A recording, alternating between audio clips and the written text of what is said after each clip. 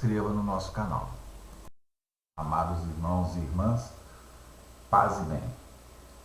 Eu gostaria de pedir a vocês, antes de nós começarmos o segundo vídeo da leitura orante, que deixem seu joinha e se inscreva no nosso canal. Ajude o nosso canal a crescer. Bom, então o que é a lectio divina ou leitura orante?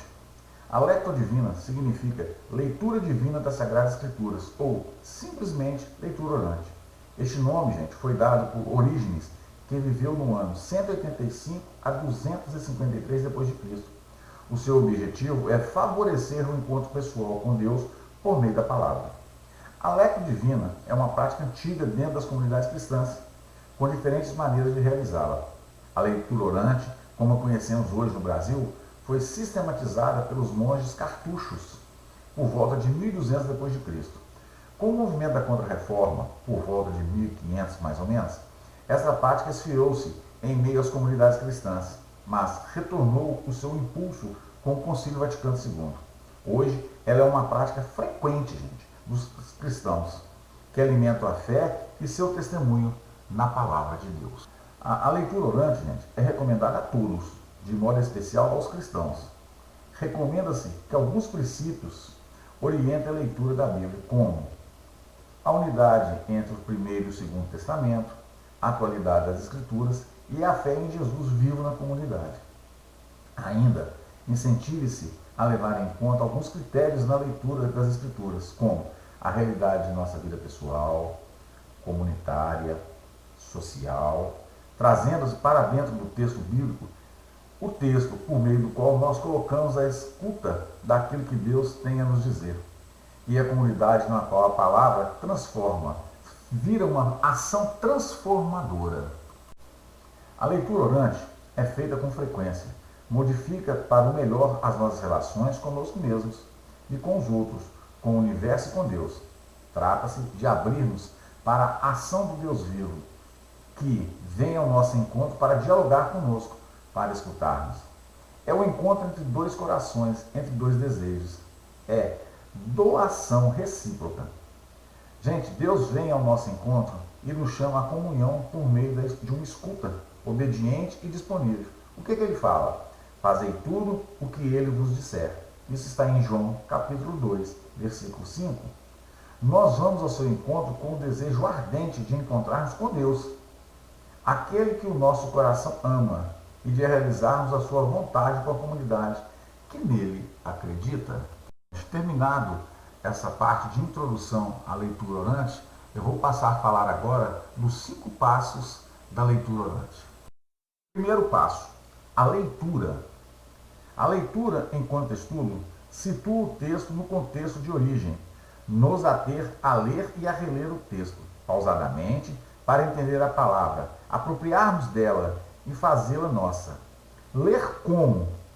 Em voz alta, com muita atenção, repetidamente, sem interesse, gratuitamente, em busca do reino de Deus e do nosso bem e do povo, sendo imparcial, para que o texto não se reduza ao tamanho das nossas ideias, sem discutir ou discordar.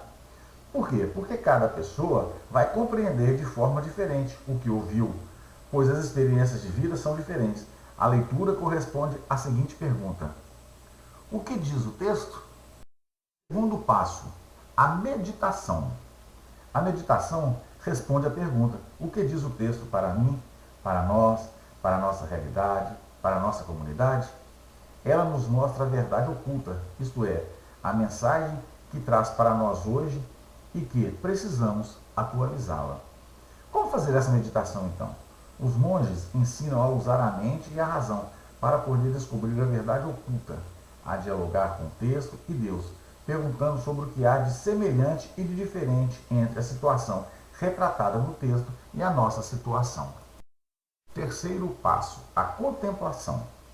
O que é a contemplação? É o reviver com os personagens que aparecem no texto, a experiência que eles viveram. Este passo responde à pergunta: o que a palavra nos leva a experimentar? Sugere-se uma posição cômoda, se favorecer a concentração, fechar os olhos, mas não dormir, gente. Imaginar a cena, os personagens e colocar-se no meio deles. Perceber suas expressões faciais, seus sentimentos, seus desejos. Entrar em diálogo com eles, perguntar-lhes, ouvir suas respostas, prestar atenção aos sentimentos que vão surgindo em nós, perceber que onde o Espírito está nos conduzindo, perceber um tempo saboreando a intimidade do Senhor. Quarto passo, a oração. Chegou o momento de falar com Deus, dirigindo-nos a Ele em primeira pessoa. Neste momento, nós deparamos com a incapacidade humana de responder aos apelos de Deus. A oração é como uma resposta ao chamado, é o reconhecimento de nossa pequenez, de nossa fragilidade. Precisamos da força de Deus que nos vem também pela oração. Na oração, respondemos a seguinte pergunta: o que o texto nos leva a falar com Deus? A oração está presente em todo momento. A atitude de oração é como aquela de Maria. Faça-se em mim segundo a sua palavra. Lucas, capítulo 1, versículo 38. Quinto passo, a ação. A ação é o fruto daquilo que faz arder o coração. Encontramos isso em Lucas, capítulo 24, versículo 32. E agora nos leva a uma ação concreta. Neste último passo, respondemos a pergunta: o que a palavra me sugere viver? É o ponto de chegada e de partida da leitura orante. A ação é como o fruto de uma árvore que cresce e amadurece lentamente. Ela já está dentro da semente, mas só aparece no momento oportuno. A ação é também um novo olhar de brotar diante da realidade.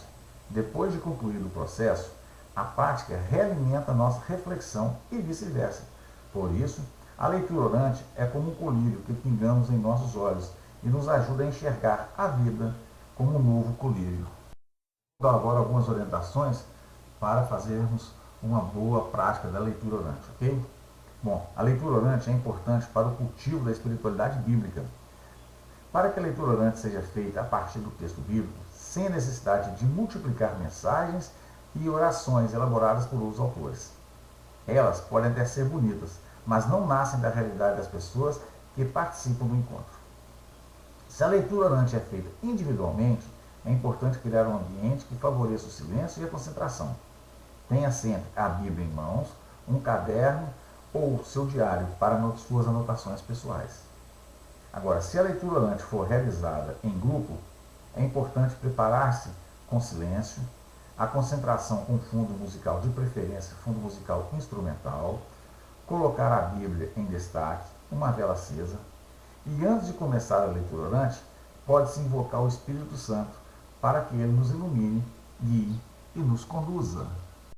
Terminamos assim o segundo vídeo de leitura orante. No terceiro e último vídeo, nós iremos praticar a leitura orante. Fica com Deus. Se gostaram, deixe o seu joinha e inscreva no nosso canal.